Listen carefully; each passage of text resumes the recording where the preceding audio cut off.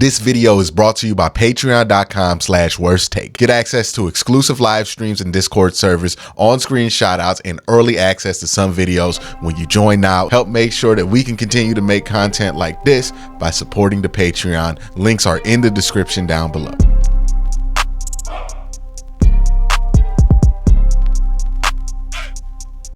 Hey, what's up, everybody, and welcome to QnA, the show where I take your questions from YouTube and Twitter and answer them here in video format.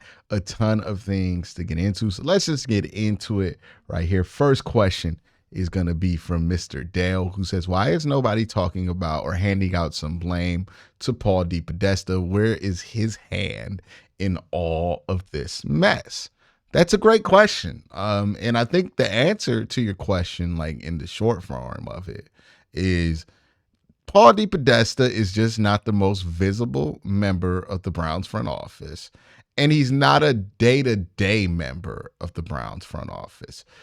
Paul DePodesta is a long-term architect that the team has, right? He was brought here to kind of help the Browns get to a stable structure, and then once he's done that, his job has been about kind of just consulting from what I can gather, right? I don't think Paul DePodesta is involved in football day-to-day decisions. I don't think Paul DePodesta is involved in football decisions like a ton. I think he's a consultant when it comes to stuff like that. But the stuff that he was brought here for was to identify traits within leaders and then identify who to hire at GM and who to hire at head coach, and maybe help out with some of the other hires when it comes to offensive coordinator and all of that. So if you're looking for areas to blame, that might be where Paul DePodesta has some blame. I don't know if we're at the point to where we can blame Paul DePodesta for all of this, just because I don't think his hand in all of this is as big as Andrew Berry's is, or as big as Kevin Stefanski's is, or potentially Jimmy Haslam. These are all people who interact with the team at a much higher rate, much more frequently than Paul DePodesta does. Paul DePodesta is just there to give Jimmy Haslam some suggestions about, last I've heard, it's really about coaching or overall strategy, right?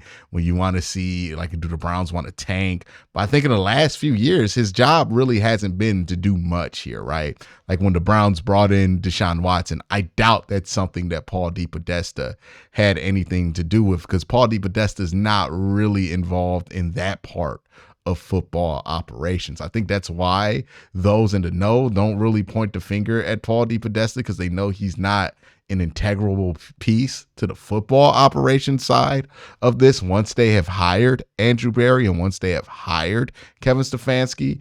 And like the last few years, Paul DePodesta really hasn't been an active, member of the Browns, really. Like, I don't really know how to describe it. You haven't seen him at a press conference. He hasn't been visible. Maybe that's the best way. Maybe he's still active, but he's not a visible member or employee of the Browns. So that's why nobody talks about him. And if you want to blame him for certain stuff, I guess you could blame the overall kind of cynical outlook that the Browns have when it comes to these draft picks and ignoring certain things on their chart and over prioritizing RAS scores and stuff like that. Maybe that's something that Paul DePodesta has something to do with. But I mean, Paul DePodesta hired Kevin to be here, and Kevin likes analytics too. Same thing with Andrew Berry. And by the way, most of the league likes to use analytics and uses analytics very favorably. I think there's kind of an effort here to blame all of analytics for all of the Browns' problems, but analytics can't tell you why Deshaun Watson is playing bad and isn't the reason why Deshaun Watson is playing bad. And honestly, analytics didn't tell you to trade for Deshaun Watson, right? So those were decisions made by the human beings who are most in charge of making those decisions.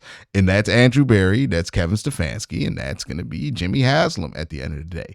That's why they get the bulk of the blame. And Paul DePodesta doesn't really get the bulk of the blame because he wasn't really that involved. You didn't hear stories about Paul DePodesta being on the plane with Deshaun Watson trying to convince him to become a Cleveland Brown. No, you heard that it was Jimmy, it was Andrew Berry, and it was Kevin Stefanski that were on that plane trying to bring Deshaun Watson here, right? Those are the people who have been involved in the decision making of this team when it comes to the day-to-day football operations, not necessarily Paul DePodesta, who had a large hand in getting Andrew Berry and Kevin Stefanski here. But outside of that, I really don't know what his responsibilities are. And from what I can tell, those aren't his responsibilities. So that's all. That's why I think it's a great question to ask.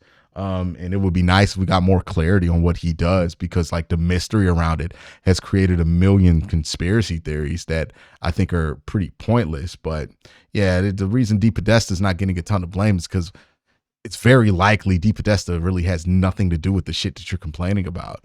Booth says, if we lose this Sunday, when do you think Miles will shut it down? Yeah, I think Miles will play as long as he's told by the medical staff that he should play. Right? I don't want Miles not playing when he could play.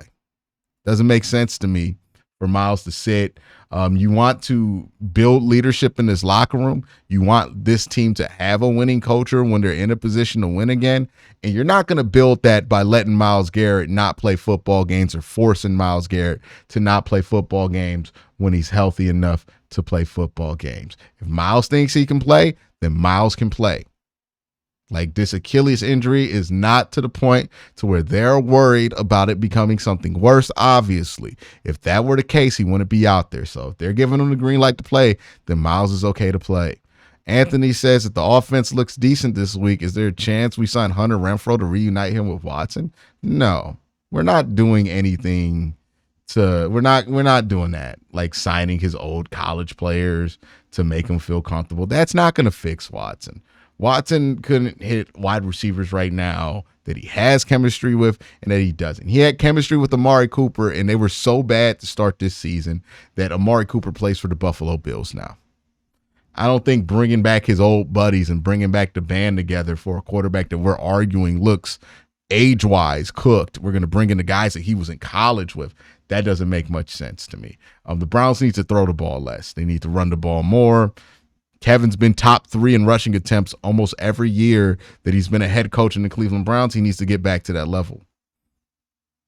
All right, Metacomputer says Kevin Stefanski's play design. What is his philosophy? It's West Coast offense. It's Gary Kubiak style. It's high-low reads. It's play action stuff. Why are we acting like we don't know what Kevin Stefanski's play philosophy is 4 years into Kevin Stefanski's offenses?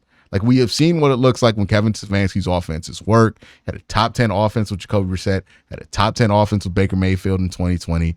We know what his offenses look like when they're playing well. We know what it looks like when Joe Flacco does it. We identify that's the Stefanski offense. It's West Coast style.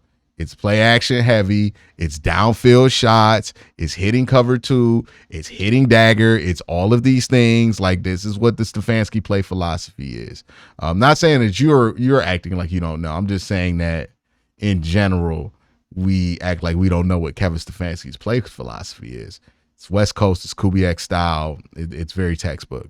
Xbox says, how do you feel about reflecting on this season's training camp, OTA, preseason chatter? Look, man, hindsight's 2020. Like, anybody can go back and say, oh, look, we should have known all the way, and do the hindsight 2020 game. That's a game as old as life itself.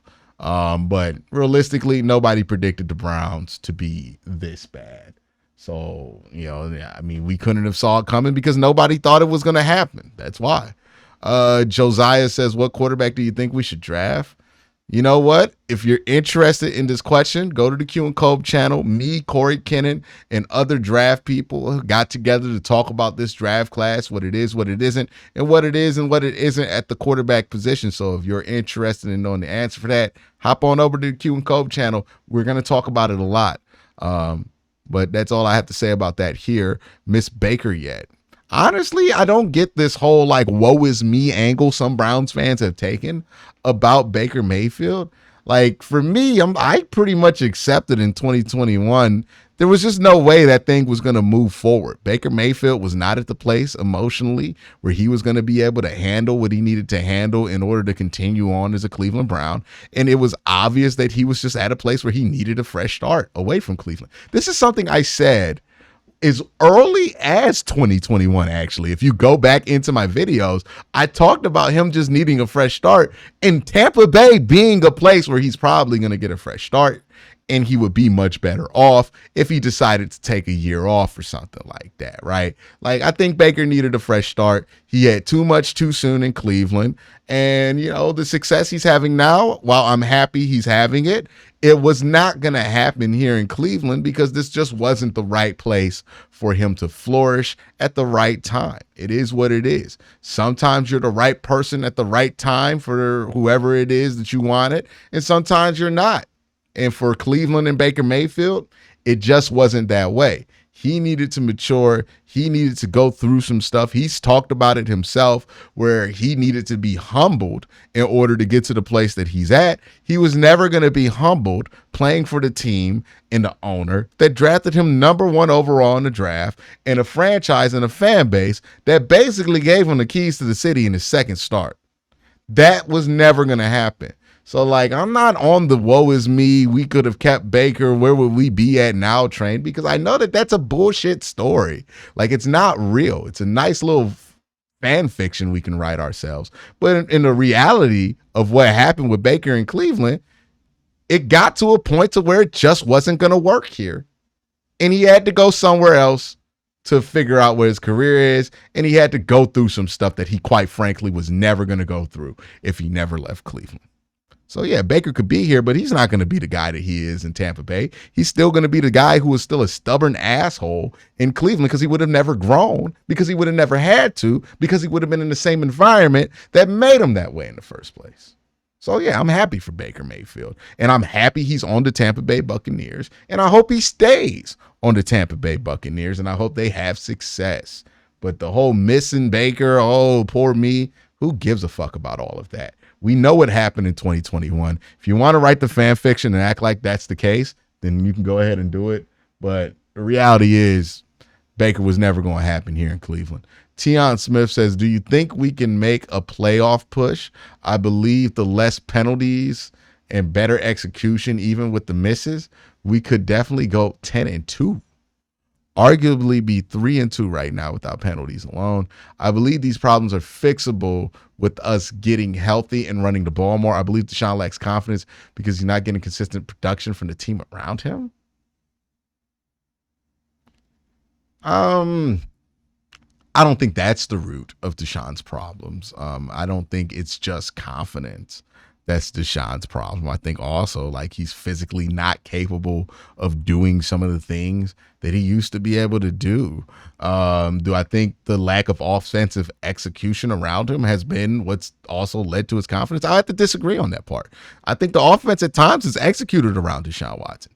He has not done a good job of executing either. Like, he's not giving them confidence and they're not giving him confidence, but it's not a one-way street. It's a two-way street with that.